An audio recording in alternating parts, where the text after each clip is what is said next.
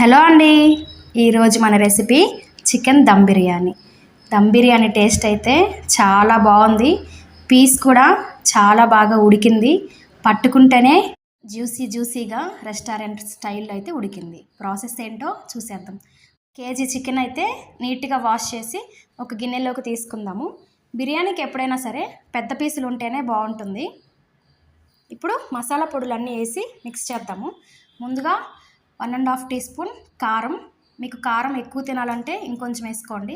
బిర్యానీలో కారం ఎక్కువ ఉంటేనే బాగుంటుంది. అలాగే కొంచెం పసుపు, రుచికి సరిపడా salt, 1 spoon garam masala, 1 spoon chicken masala. ఇప్పుడు ధనియాల పొడి 1 స్పూన్. ఈ మసాలా పొడులన్నీ అయిపోయాయండి. ఇప్పుడు లవంగాలు, అలాగే చెక్క, బిర్యానీ ఆకు,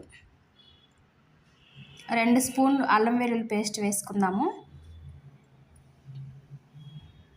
అలాగే పెరుగు ఇంపార్టెంట్ అండి దమ్ బిర్యానీలో. ఇలా పెరుగు వేసుకున్న తర్వాత కొత్తిమీర, పుదీనా, లాస్ట్లో సగం నిమ్మదబ్బ అయితే రసం పిండేద్దాము. ఇవన్నీ వేసిన తర్వాత బాగా మిక్స్ చేసుకుందాము. ఇలా మిక్స్ చేసుకున్న తర్వాత 2 స్పూన్ల ఆయిల్ వేసి మూత పెట్టేసి కాసేపు పక్కన ఉంచుదాము. ఇప్పుడు నేను కేజీ చికెన్కి కేజీ రైస్ అయితే తీసుకున్నాను, బాస్మతి రైస్. ఇవి నీట్గా వాష్ చేసి నీళ్లు పోసి నానబెట్టేద్దాము.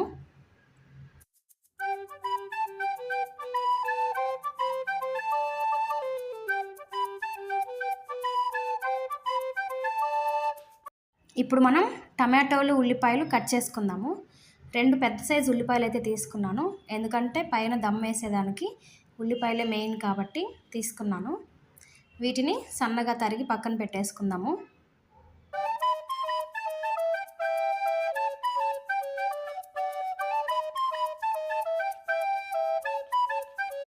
ఇప్పుడు మనం రైస్ని ఉడికించేందుకు నీళ్ళలో ఏమేమి మసాలాలు వేస్తారో చూసేద్దాము.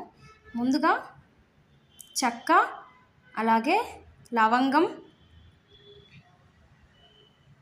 కొత్తిమీర, పుదీనా, 1 స్పూన్ అల్లం వెల్లుల్లి పేస్ట్. ఇవన్నీ వేయడం వల్ల రైస్కి టేస్ట్ అనేది వస్తుంది.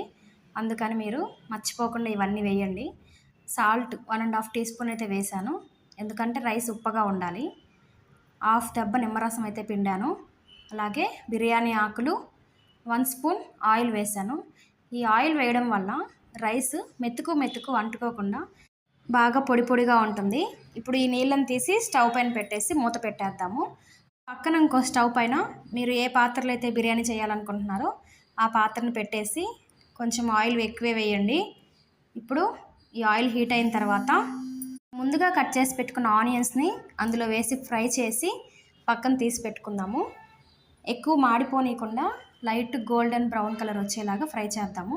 ఇప్పుడు అదే ఆయిల్లో చెక్క, లవంగం, అలాగే బిర్యానీ ఆకు, మనం కట్ చేసి పెట్టుకున్న టమాటోలు వేసి కొంచెం సాల్ట్, అలాగే కొద్దిగా పసుపు, కొంచెం కారం, ఇవన్నీ వేసి బాగా మిక్స్ చేయండి.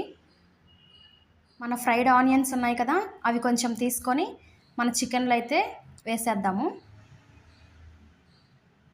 టమాటోలు కూడా ఉడికిపోయాయి. ఇప్పుడు మన చికెన్ అందులో వేసేసి ఒక 10 మినిట్స్ వరకు అయితే బాగా మిక్స్ చేసుకుందాము. ఇప్పుడు మనం రైస్లోకి వాటర్ పెట్టాం కదా, అవి కూడా ఉడికిపోయాయి. ఈ రైస్ని తీసి అందులో వేసేద్దాము. రైస్ 70% మాత్రమే ఉడికించాలి, లేదంటే మనకి మెత్తగా అయిపోతుంది. ఇది ఉడికేలోపు మనం చపాతీ పిండిని అయితే మిక్స్ చేసి పక్కన పెట్టేసుకుందాము. ఈలోగా మనకి రైస్ కూడా ఉడికినట్లే ఉంది. ఒకసారి చూసేసి ఉడికిందేమో స్టవ్ ఆఫ్ చేయండి. ఇప్పుడు మనం చికెన్ని కూడా తీసేసి స్టవ్ పైన దోశ పెనంని పెట్టండి. ఈ దోశ పెనం పైన చికెన్ పాత్ర అయితే పెట్టేయండి. ఇప్పుడు ఈ రైస్ని మొత్తం మనము ఇలా వడకట్టుకుందాము. ఇలా నీళ్ళు ఏమీ రాకుండా రైస్ని వడకట్టుకొని చికెన్ పైన అయితే రైస్ని మొత్తం వేసేద్దాము. ఇలా వేసిన రైస్ని గరిటె తీసుకొని సదరంగా అయితే ఇలా చేద్దాము. ఇప్పుడు మనం ఫ్రైడ్ ఆనియన్స్ ఉన్నాయి కదా, అవి కూడా అందులో వేసేసి, అలాగే కొత్తిమీర, పుదీనా వేసి కొంచెం ఫుడ్ కలర్ వాటర్ కూడా అందులో వేసేసి నెయ్యి ఉంటే నెయ్యి కూడా వేస్తే టేస్ట్ ఇంకా బాగుంటుంది. అందుకని నేను 1 స్పూన్ నెయ్యి అయితే వేసాను. అలాగే గోధుమ పిండిని మొత్తం చుట్టూ పెట్టేశాను. ఇప్పుడు దానిపైన ప్లేట్ పెట్టి చూపిస్తున్న విధంగా గట్టిగా అయితే ప్రెస్ చేయండి. అలాగే ఒక గిన్నెలో వాటర్ తీసుకొని దానిపైన ప్లేట్ పెట్టేయండి. ఒక 1/2 అవర్ కల్లా మన బిర్యానీ అయితే రెడీ అయిపోయింది. చూడండి, చాలా ఈజీగా ఎంతో టేస్టీగా అయితే దమ్ బిర్యానీ రెడీ చేయొచ్చు. మీకు ఈ వీడియో నచ్చినట్లయితే సబ్స్క్రైబ్ చేయండి, లైక్ చేయండి. అలాగే మీ ఫ్యామిలీ మెంబర్స్కి, ఫ్రెండ్స్కి షేర్ చేయండి. మీరు ఇంట్లో ట్రై చేసి నచ్చితే ఖచ్చితంగా కామెంట్ చేయండి.